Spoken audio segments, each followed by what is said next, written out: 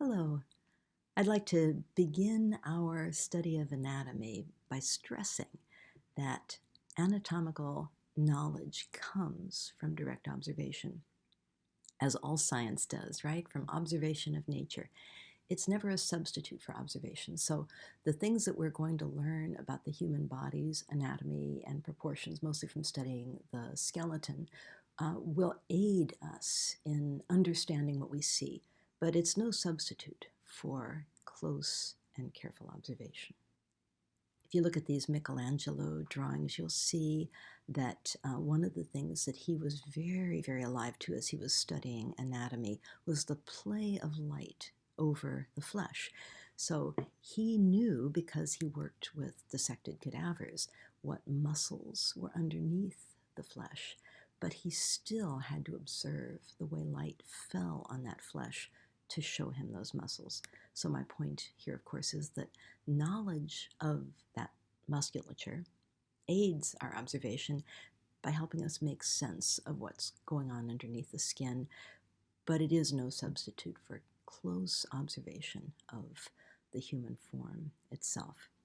We'll be dealing, because I can't get you cadavers to dissect, we'll be dealing more with the human skeleton. And likewise here, the knowledge of the skeleton, which is buried deep beneath the flesh, helps us understand what we actually observe with our eyes when we draw the figure. Let's look at some drawings by Da Vinci here. He did a lot more drawings of the skeleton than Michelangelo did. Michelangelo was very focused on musculature, and you can see that in his paintings and sculptures.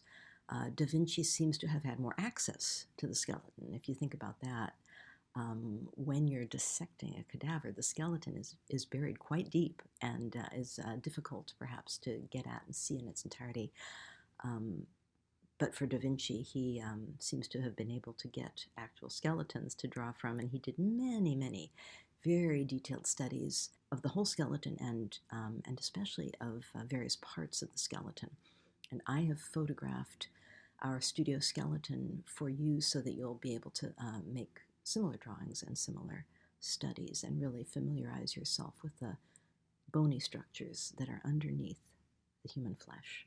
Da Vinci is also very famous for this drawing known as Vitruvian Man, because it is based on his understandings of the theory of Marcus Vitruvius about human proportion.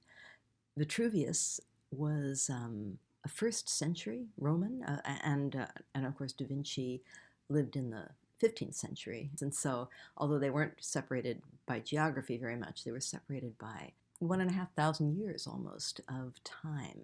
And so for Da Vinci, this would have been a very, very ancient theory to start with, although his drawing looks ancient to us. Vitruvius believed that the ideal proportions of the human figure were 8 heads to the body. In other words, there would be 7 full heads in height underneath the human chin. Canons of proportion, in other words, what we consider to be correct in human proportion, have changed, oddly, over the centuries. And most artists now feel that there are about 6.5 heads below the human chin. So a 7.5 head tall body, if you include the head. And let's look at some various proportions here. There is not much difference in that ratio between male and female, because although the average female is a bit smaller than the average male, her head is smaller too. And so even for females, this works. However, it's very different for children. So an infant is about 4 heads high. A 6-year-old is about 6 heads high. And you will notice that if you get your head too big in the figure, you will tend to get a juvenile looking appearance. Obviously, the artist gets to decide how to proportion the figures.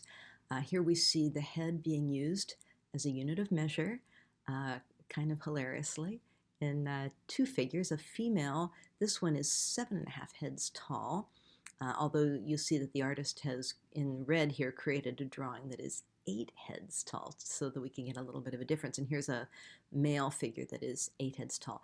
And I think you can see by looking at them that that woman, the one drawn in black, seems a little bit more recognizable as a kind of a regular human being, whereas the guy seems a little bit fashion model-y, a little bit overly buff, right? A little bit idealized in his proportions. You'll see that the head is used as a unit of measure here, even to create the width of the shoulders. And the head can be used as a unit of measure to check the length of the arms. You'll see that this arm has been stretched out to its full length to get 3 heads between armpit and fingertips. When the arm hangs at a more relaxed posture, it's not really 3 heads long, I think. But again, these proportions you can play with, right? You can decide that you want to make your woman 8 heads tall and make her look a little bit more like a model from Vogue magazine. So this is a very nice and very funny illustration of how these changing proportions affect the way our figures look. So you see here the kind of art school norm of 7.5 heads tall. This artist apparently feels that this yields a fairly dumpy figure, 2 heads wide in the shoulders. If you make your figure 8 heads tall, you get that idealized figure, and he's got his figure 2 1/3 heads wide in the shoulders, and you can see that this guy is much more impressive than this poor fella here. The fashion model figure is 8.5 heads tall, and here is a heroic figure, 9 heads tall, 2 2/3 heads wide in the shoulders.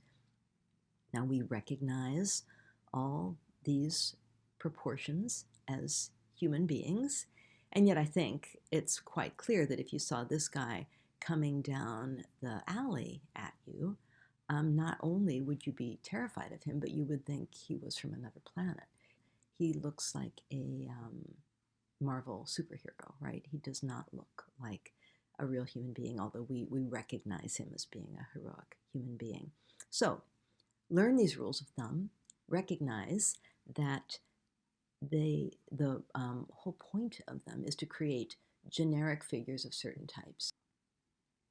We will be breaking those rules not only to make our drawings look like the individual quirky people that we may be depicting, but also for expressive purposes to make our figures do what we want them to do and evoke the feelings and the reactions that we want to evoke in our viewers. So you see here in this wonderful Barry Blitt cover illustration, the heads and all the figures are quite large, not only to give the figures a sort of a juvenile look, as he very effectively does with these members of Congress here, also to caricature, for example, the figure of Obama. So we see that he's made Obama look much more adult, and yet succeeded in pulling off this very large head with some distorted features, the big ears, the huge smile that help us realize who it is he's depicting. Why does Obama not look childlike as the other figures do with that big head? One reason may be the very small cranium. Children have larger craniums. Another reason, of course, is that he's made him much bigger in scale than the other figures.